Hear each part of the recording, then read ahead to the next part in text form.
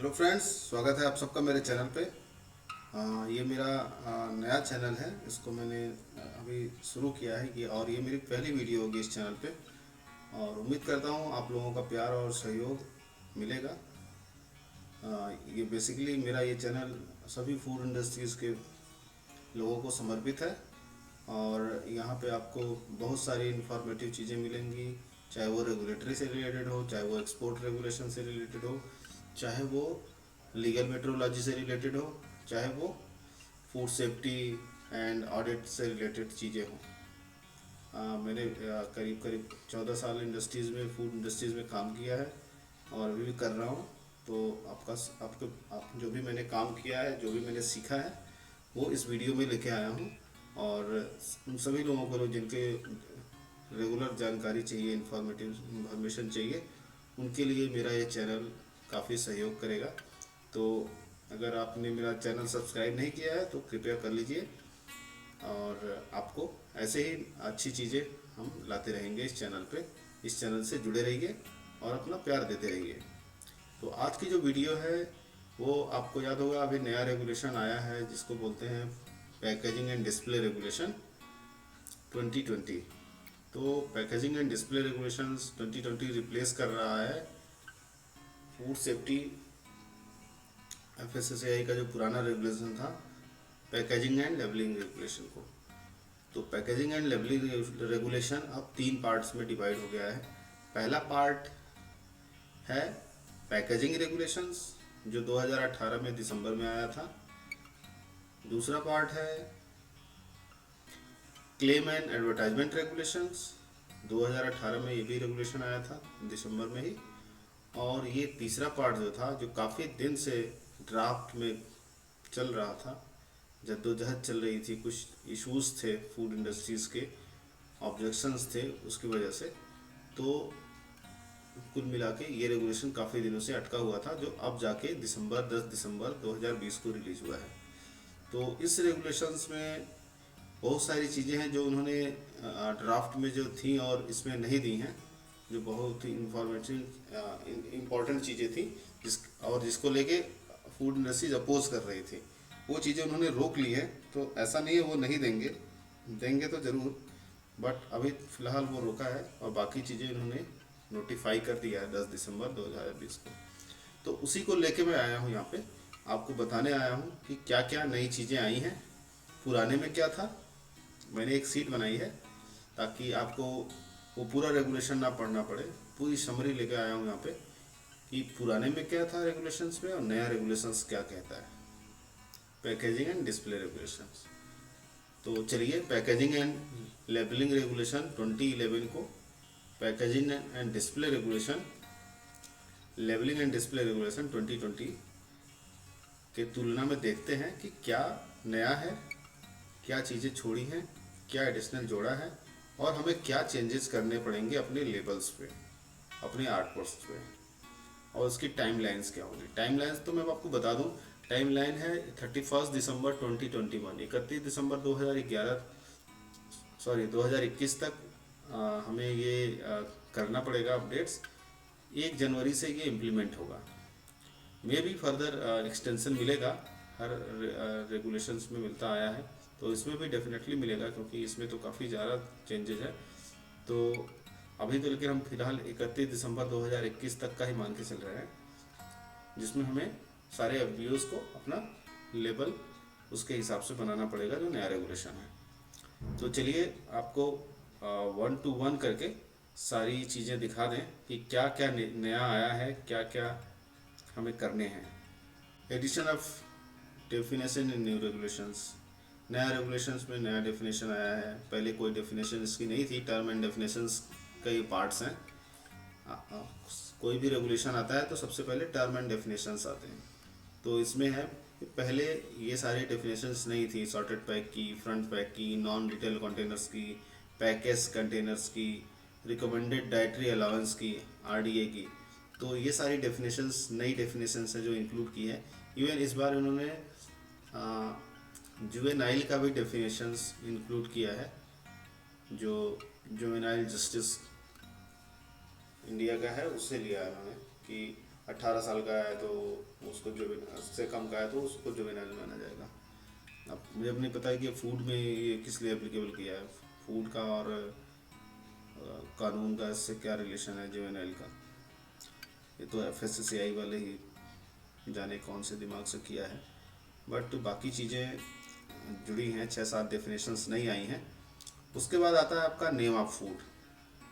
Name of food वही है, ज़्यादा उसमें चेंजेस नहीं हुए हैं। अगर जो उसका एडवर्टाइजमेंट क्लेम रेगुलेशन है उसमें वो अप्लीकेबल होगा कि अगर आपका कोई ब्रांड नेम है, फैंसी नेम है, ट्रेड मार्क है, उसमें कुछ ऐसी चीज़ें आ रही हैं जो क्लेम एंड एडवर्टाइजमेंट रेगुलेशन के हिसाब से है, तो उसके लिए अलग से डिक्लेरेशन देना पड़ता है, वो अलग चीज़ है। और उसके बाद है ingredient list, ingredient declarations. Ingredient declarations में कोई चेंज नहीं है, डिसेंडिंग ऑर्डर में ही रहेगा। बस वहाँ पे पहले क्या था, सुक्रोज के लिए कोई नहीं दिया हुआ था कि सुक्रोज को कैसे डिक्लेयर करना है, तो लोग सुक्रोज को एज ए सुक्रोज ही डिक्लेयर करते थे। But all type of sucrose declare as a sugar, all type of vitamin now declare as a vitamins, and all type of minerals declare as a minerals. तो ये सारे changes हुए हैं छोटे छोटे। कंपाउंड इंग्रेडिएंट का जो देने का था, कंपाउंड इंग्रेडिएंट का डिक्लेरेशंस, कि अगर 5% से कम है तो आपको सिर्फ इंग्रेडिएंट का नाम लिख दो, कंपाउंड इंग्रेडिएंट का। अगर 5% से ज़्यादा है तो आपको कंपाउंड इंग्रेडिएंट का पूरा ब्रेकअप देना पड़ेगा कि कंपाउंड इंग्रेडिएंट में कौन कौन सा इंग्रेडिएंट है। तो वो पहले भी था और अभी भी है। अगर कोई नाम आ रहा है परसेंट, तो उसका इंग्रेडिएंट परसेंट देना पड़ेगा। किसी इंग्रेडिएंट का नाम प्रोडक्ट के नाम में आ रहा है, जैसे टोमेटो केचप है, तो वो पहले भी था अभी भी है, उसमें कोई चेंजेस नहीं है। Mandatory declarations, numeral size and later of ingredients additives not specified. Numeral size का स्पेसिफाइड था बट लेटर्स का स्पेसिफाइड नहीं था, बट अभी ये स्पेसिफाइड हो गया है। अब इसको मिनिमम 3 mm देना है, बट ये थोड़ा सा मेरे को मुश्किल लग रहा है कि इसको कंप्लायंस कैसे होगा, क्योंकि बड़े लेवल में तो हो सकता है PDP पे, बहुत छोटे PDP पे कैसे करेंगे, ये थोड़ा सा टफ है। इनको ये देखना चाहिए FSSAI को इसके बारे में, और उसके लिए लोग अपोज भी कर रहे हैं, मैंने भी किया है। उसके बाद है न्यूट्रिशनल इन्फॉर्मेशंस। न्यूट्रिशनल इन्फॉर्मेशन पहले 100 ग्राम पर 100 ग्राम और पर 100 ml के हिसाब से देना था। अभी क्या है, पर 100 ग्राम आप दो या पर 100 ml दो, या अगर आपका सिंगल सर्व है तो आप पर सिंगल सर्व के हिसाब से दे सकते हैं। अगर कोई मान लीजिए छोटा पैक है 10 ग्राम का, तो उसको आप लिख सकते हैं पर सिंगल सर्विंग पैक, और उसके हिसाब से उसका 10 ग्राम के हिसाब से कितना उसका RDA आएगा वो आप दे सकते हो, या न्यूट्रिशनल इन्फॉर्मेशन दे सकते हो। उसके बाद है पर सर्व परसेंट RDA।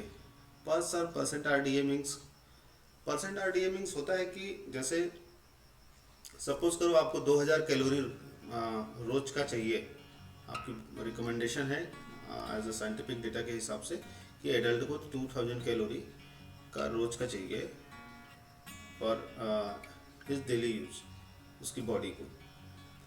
तो अगर हमने ये पैक खाया, सपोज करो इसमें लिखा है सर्विंग साइज 20 ग्राम किसी पैक पे, दैट मीन्स कि अगर 20 ग्राम हमने खाया तो उस 20 ग्राम से हमें कितना कैलोरी मिलेगा, उसमें साल्ट का क्या RDA होगा, उसमें एडेड शुगर का क्या RDA होगा, उसमें फैट वगैरह का क्या RDA होगा। ये होता है RDA कि जो डेली का रिकमेंडेड अलाउंस है वो कितना परसेंट है। तो पहले नहीं था, पहले आपको सिर्फ energy, protein, carbohydrate, total sugar, total fat, saturate fat, trans fat ये देना था। बट अभी आपको एनर्जी भी देना है, प्रोटीन भी देना है, कार्बोहाइड्रेट भी देना है, टोटल शुगर भी देना है। एडेड शुगर इसके अलावा बढ़ गया है, पहले कार्बोहाइड्रेट और शुगर ही था, अब टोटल शुगर आ गया और एडेड शुगर आ गया। उसके अलावा fat, saturated fat, trans fat ये तो देना ही है। अब कोलेस्ट्रॉल को भी मैंडेटरी कर दिया है, पहले कोलेस्ट्रॉल मैंडेटरी नहीं था। उसके अलावा अब सोडियम आ गया है, सोडियम को भी देना है। कोलेस्ट्रॉल mg में देना है, सोडियम को mg में देना है। और इसके अलावा आपको पर सर्व परसेंट आरडीए देना है। सपोज करिए मैंने पर 100 ग्राम दे दिया न्यूट्रिशनल इंफॉर्मेशन, लेकिन पर सर्व परसेंट आरडीए देना है एनर्जी का, फैट का, सैचुरेटेड फैट का, ट्रांस फैट का और एडेड शुगर का, कि उसमें जो हमारा परसेंट आरडीए है वो कितना है। तो उसके अलावा कुछ लोग कह रहे थे कि क्या ज़रूरी है कि परसेंट पर सर्व न्यूट्रिशनल इंफॉर्मेशन भी देना ज़रूरी है क्या? तो मेरा जवाब है नहीं, आपको पर सर्व न्यूट्रिशनल इंफॉर्मेशन देने की ज़रूरत नहीं है। पर 100 ग्राम इज़ इनफ। उसके अलावा आप पर सर्व परसेंट आरडीए दे सकते हैं। पर सर्विंग न्यूट्रिशनल इंफॉर्मेशन भी आप दे सकते हो अगर आपके पास अप्रोप्रिएट स्पेस है तो, बट अगर नहीं है स्पेस तो आप पर सर्व परसेंट आरडीए दे दीजिए, जो कि मैंडेटरी है देना। उसके बाद जो 14th पॉइंट है, list of exempted product from the NI table. NI table में पहले भी बहुत सारे इंग्रेडिएंट्स, बहुत सारे प्रोडक्ट थे जिनको एग्जम्पशन मिली हुई थी। इस बार भी एग्जम्पशंस मिली हुई है, लेकिन थोड़ा सा उसमें एग्जम्पशंस में चेंजेस आए हैं। पहले पिकल्स था, स्पाइसेस था, एल्कोहलिक बेवरेजेस थे, ये सारी चीज़ें, टी, सॉल्युबल टी था, कॉफ़ी था, ये सारी चीज़ें थी जिनको सीरियल्स थे जिनको मिला हुआ था एग्जम्पशंस। इस बार भी मिला हुआ है, बट इसमें से पिकल्स अब हट गया है। अब पिकल्स को आपको न्यूट्रिशनल इंफॉर्मेशन देना पड़ेगा, पहले मैंडेटरी नहीं था पिकल्स पे देना। बाकी तो सेम ही है, ज़्यादा चेंजेस नहीं हुए हैं, बट इसमें से मेन जो मेरे को जो मुझे दिखा इसमें कि इसमें से पिकल्स को हटा दिया है मैंडेटरी न्यूट्रिशनल इंफॉर्मेशन से। हमें अब उसको देना पड़ेगा, पहले एग्जाम्पशंस में था वो लिस्ट में। 15th पॉइंट में है जो वेज लोगो, तो कोई चेंज नहीं हुआ है, बट नॉन वेज लोगो का शेप जो है ट्रायंगल हो गया है। पहले राउंड, रेड में राउंड था, अब वो ट्रायंगल हो गया है। स्क्वायर में ट्रायंगल है, पहले स्क्वायर में राउंड था, तो ये चेंजेस आए हैं। और कलर भी ब्राउन हो गया है इंस्टेड ऑफ रेड। उसके अलावा जो नेक्स्ट है 17 पॉइंट है, वो है declaration regarding the food additives, colours and flavours. तो इसमें कोई चेंजेस नहीं हुए हैं। डिक्लेरेशन आपको वैसे ही देना है जैसे पहले देते थे। एडिटिव्स में INS लगाना है, कलर्स में INS नंबर देना है, फ्लेवर में नेचर आइडेंटिकल है, नेचुरल है या आर्टिफिशियल है वो देना है। आर्टिफिशियल है तो आपको कौन सा फ्लेवर है उसका फ्लेवर का नाम देना है, और अगर आपका नेचुरल आइडेंटिकल या नेचुरल है तो उसको क्लास का नाम देना है, कौन सा क्लास का फ्लेवर है। तो ये पहले भी था, अभी भी है। Name and address, detail of manufacturer, packers, marketers, इसमें कोई चेंज नहीं है। FSSAI लोगो एंड लाइसेंस, इसमें भी कोई चेंज नहीं है। FSSAI लोगो के साथ आपको लाइसेंस नंबर देना है। अगर आपका मल्टीपल मैन्युफैक्चरर है, सेम लेवल पे आप देते हो, तो सिर्फ आप मार्केटर का लोगो और लाइसेंस नंबर के साथ लोगो दे दो, बाकी लोगों का सिर्फ लाइसेंस नंबर लिख दो, तो आपका काम चल जाएगा। Net quantity, retail sale price and consumer care detail, ये as per legal metrology packaging community act 2009 के हिसाब से हमें देना है। उसके ऊपर भी मैं एक वीडियो बनाऊंगा, मेरा नेक्स्ट वीडियो जो है उसी के ऊपर होगा, पूरा लीगल मेट्रोलॉजी में उसमें कवर कर लूँगा। उसके अलावा net quantity, retail sale price, consumer care, ये तो लीगल मेट्रोलॉजी के हिसाब से है। उसके बाद है lot code batch number definitions, तो लॉट कोड बैच नंबर्स का वही रहेगा जो पहले था, कोई ज़्यादा चेंजेस नहीं है उसमें। फिर आता है हमारा डेट मार्किंग कोडिंग। जो डेट कोडिंग और मार्किंग है, ये इसमें एक बहुत बड़ा चेंजेस हुआ है। चेंजेस ये है कि पहले हम देते थे best before 12 month, best before 9 month from manufacture और फ्रॉम पैकिंग, ऐसे देते थे डिक्लेरेशन, बट अब हमें ये डिक्लेरेशन नहीं देना है। ये अब सिर्फ ऑप्शनल बन के रह गया है। या एक्स्ट्रा डिक्लेरेशन बन के रह गया है। बट हमारे लिए अब जो मैंडेटरी डिक्लेरेशन है वो है एक्सपायरी और यूज बाई। आप जहाँ पे आप डेट कोडिंग करते हैं, जहाँ पे बैच नंबर कोड करते हैं ऑनलाइन और एमआरपी वगैरह डेट नेट वेट कोड करते हैं, वहीं पे आपको मैन्युफैक्चरिंग डेट के साथ साथ आपको एक्सपायरी डेट भी देना पड़ेगा। या एक्सपायरी आपको थोड़ा सा अजीब लगता है देना, तो आप यूज बाई दे सकते हो। मैं तो प्रीफर करूँगा आप यूज बाई दो इंस्टेड ऑफ एक्सपायरी। लेकिन आपको ये एक साथ देना पड़ेगा और कोडिंग पैनल में ही देना पड़ेगा, क्योंकि इसको पहले जैसे इन्फॉर्मेशन था प्री प्रिंटेड आता था, वैसे आप नहीं दे सकते। तो ये एक मेजर चेंज है अपार्ट फ्रॉम न्यूट्रिशनल इन्फॉर्मेशन जो मैंने ऊपर बताया आपको चेंजेस। उसके अलावा है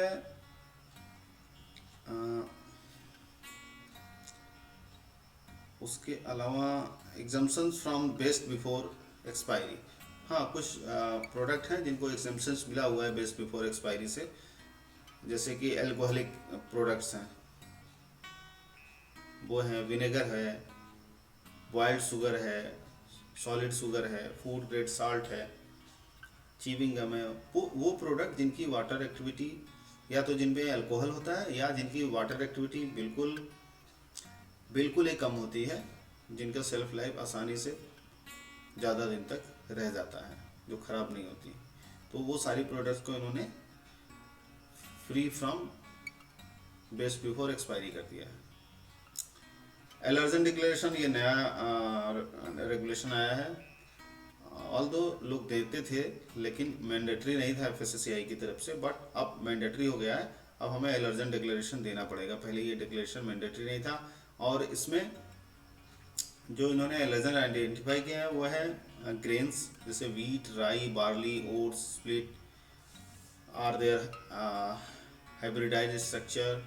उसके वाला है crustaceans and their product, milk and milk products, egg and egg products, fish and fish products, peanuts and tree nuts।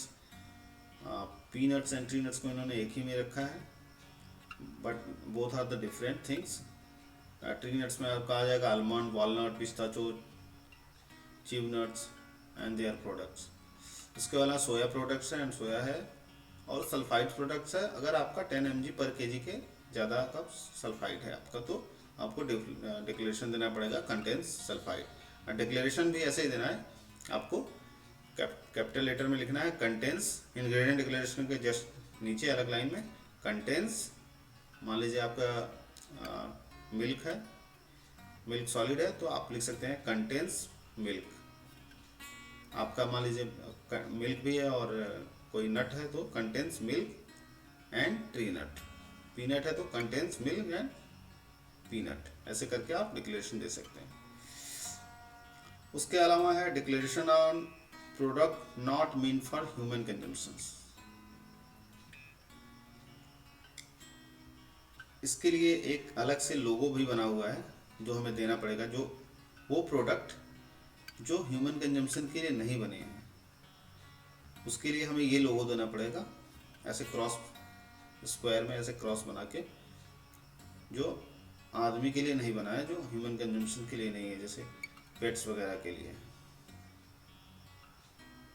या फिर वो प्रोडक्ट्स जो पूजा वगैरह के लिए यूज होते हैं, जैसे कि तिल ऑयल है, घी है, वो प्रोडक्ट जो नहीं हम ह्यूमन के लिए रिकमेंड करते हैं, उनको ऊपर ये लोगो लगाना पड़ेगा जो उसमें दिख रहा है। नेक्स्ट है the height of any numeral and letter as per the net weight and PDP। as per the PDP only notch in the minimum height।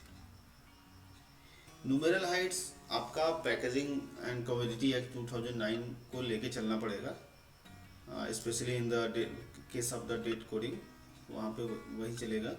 और अब पैकेजिंग प्रिंसिपल डिस्प्ले पैनल के एरिया के ऊपर डिपेंड करेगा। पहले grammage के ऊपर depend करता था न्यूमेरल साइज, ये 50 ग्राम है तो इतना, 200 ग्राम तक है तो इतना, 200 ग्राम से इतना। लेकिन अब पीडीपी आपका लेबल का साइज इतने स्क्वायर सेंटीमीटर है तो ये रहेगा, उससे ज़्यादा है तो वो रहेगा, 500 स्क्वायर सेंटीमीटर तक का है तो ये रहेगा। अब लेबल के साइज़ के ऊपर आपका न्यूमेरल साइज आएगा। वो प्रोडक्ट जो लेवल की रेगुलेशन से एग्जाम्पशंस हैं, तो जिनका 30 स्क्वायर सेंटीमीटर है, जिन प्रोडक्ट का प्रिंसिपल डिस्प्ले पैनल या जो छोटे पैक हैं उनके लिए इंजंक्शन है। उसके अलावा अगर 100 स्क्वायर सेंटीमीटर या कम है तो आप उसके सारी डिक्लेरेशंस आउटर पैक पे दे सकते हैं, apart from manufacturing date and expiry date. जैसे कि न्यूट्रिशनल इन्फॉर्मेशन हुआ, इंग्रेडिएंट डिक्लेरेशन हुआ, ये सब आप उसके बाहरी पैक पे दे सकते हैं अगर कोई 100 सेंटीमीटर से या उससे नीचे का लेबल है। एग्जाम्पशन फ्रॉम सम लेबलिंग हो गया। Assorted pack self life. Assorted pack self life जो मिक्स पैक होते हैं, जैसे लोग गिफ्ट पैक करते हैं तो उसमें क्या करते हैं, 3-4 तरह के पैक होते हैं। जैसे मान लीजिए उसमें केचप भी रहेगा, उसमें मिंट सॉस भी रहेगी, उसमें चिली सॉस भी रहेगा। तो उसमें हमें उस प्रोडक्ट का सेल्फ लाइफ लेना है जिसकी सेल्फ लाइफ कम है। किसी की सेल्फ लाइफ 6 मंथ है, 9 मंथ है, 12 मंथ है, तो हमें असॉर्टेड पैक को लिखना है 6 पैक मंथ वाली सेल्फ लाइफ। तो उसमें हम लिखेंगे यूज बाई 6 मंथ के हिसाब से उसमें कोडिंग का पैनल डालेंगे। और अगर आपका self life more than 3 month है तो आपको सिर्फ YY यूज करना है। और अगर आपका सेल्फ लाइफ 3 मंथ से नीचे का है तो आपको DD YY यूज करना है। ये ध्यान रहेगा।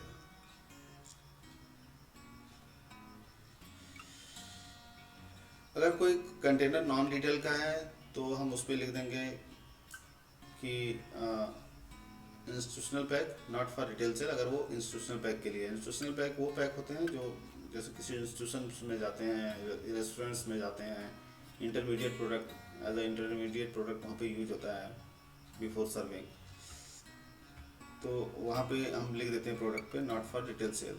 वहाँ पे MRP वगैरह देने की ज़रूरत नहीं पड़ती। उसके बाद है non retail. Following mandatory information either containers are pasted on the label, name of the food, net quantity, ये सारी इंफॉर्मेशन चाहिए इंस्टीट्यूशनल पैक पे। FSSAI logo, date marking, lot number, name of the following information not required. List of ingredient की ज़रूरत नहीं है इस non retail container पे। Declaration regarding the veg non veg logo, इसकी भी ज़रूरत नहीं है लेकिन लोग देते हैं और देना भी चाहिए। उससे क्या होती है, एक सेफर साइड बना रहता है। लेकिन यहाँ पे रेगुलेशंस में मैंडेटरी नहीं किया इसलिए मैंने यहाँ पे लिखा है nutritional information every package meant for non retail sales bear a statement not for retail sale. Clearly वहाँ पे लिखना पड़ेगा आपको। लेबलिंग एंड डिस्प्ले रेगुलेशंस, मैंने सारी चीज़ें इसमें से समराइज करके एक्सट्रैक्ट निकाल के इसका बनाया हुआ था। ये न्यूट्रिशनल पैनल का आप देख लीजिए, न्यूट्रिशनल पैनल आपको कैसा यूज़ करना है जो मैंने बनाया हुआ है। ये आप न्यूट्रिशनल पैनल यूज़ करिए ऐसा, तो मैं जूम करके दिखा देता हूँ। आप ऐसा ये न्यूट्रिशनल पैनल आप यूज़ करिए, मैं रिकमेंड करूँगा। यहाँ पे अप्रॉक्स वैल्यू जो लिखा है यहाँ पे लिख सकते हैं अप्रॉक्स वैल्यू, और नीचे लिख सकते हैं based on 2000 calorie per day diet कि यहाँ से मैंने रिकमेंडेशन लिया है एज पर ICMR। और ये है पर सर्विंग परसेंट टू RDA, यहाँ पे है पर 100 ग्राम और पर ml न्यूट्रिशनल इन्फॉर्मेशंस। तो ये बेस्ट है, इस तरह से आप बनाइएगा अपना न्यूट्रिशनल पैनल। इसमें सभी का परसेंट RDA नहीं देना है आपको, प्रोटीन का, कार्बोहाइड्रेट का और टोटल शुगर्स का परसेंट नहीं देना है, कोलेस्ट्रॉल का भी नहीं देना है। बस आपको फैट और उसके जो कंपोनेंट्स हैं, एनर्जी और सोडियम और एडेड शुगर का देना है।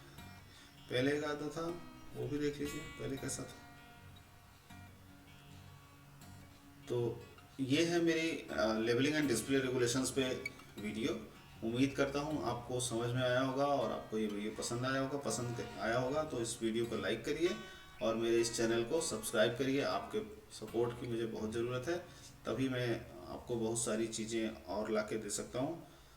जो एक्सपोर्ट से रिलेटेड रेगुलेशंस हैं, यूएसएफडीए से रिलेटेड चीज़ें हैं और लाइसेंसिंग से रिलेटेड चीज़ें हैं, ऑडिट से related, food safety audit, BRC, इन सब चीज़ों से रिलेटेड चीज़ें हैं, वो भी मैं लेके आऊँगा यहाँ पे एक एक करके। बट आप अपना सपोर्ट दीजिए मुझे। थैंक यू, धन्यवाद, जय हिंद।